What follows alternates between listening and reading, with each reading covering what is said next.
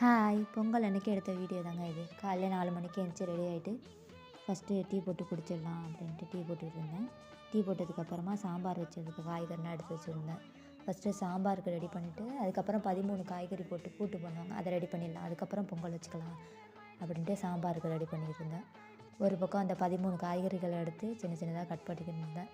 அதை எடுத்து சாம்பாரும் ரெடி ஆகிட்டு, சாம்பார் ரெடி ஆனதுக்கப்புறம் அந்த காய்கறிகளை வேக வச்சுட்டு ஒரு காய்க்கு ஒரு பொடி போடுவாங்க, பொங்கல் காய்கறிக்கு அந்த பொடி மிளகா, பச்சரிசி, சோம்பு எல்லாம் போட்டு வறுத்துட்டு அதை பொடி பண்ணி போட்டதுக்கப்புறமா கேஸ் ஸ்டவ் மறுபடியும் க்ளீன் பண்ணிவிட்டு பொட்டு பூவெல்லாம் வச்சுட்டு பொங்கலுக்கு ரெடி பண்ணிட்டேன்.